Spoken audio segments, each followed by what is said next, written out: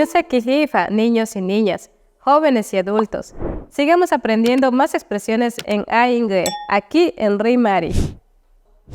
La primera expresión, que significa ay o uy. Se lo utiliza cuando nos olvidamos de algo y nos queremos recordar. Por ejemplo, estamos saliendo al centro y nos olvidamos del dinero y digo, me olvidé. La segunda expresión, isha, que significa será, se lo utiliza cuando generamos duda.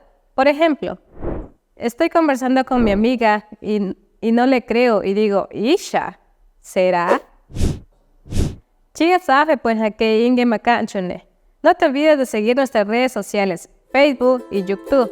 Afaja que inja chuque, afaja puyiku que afaja a inge. Y esto es Rimari.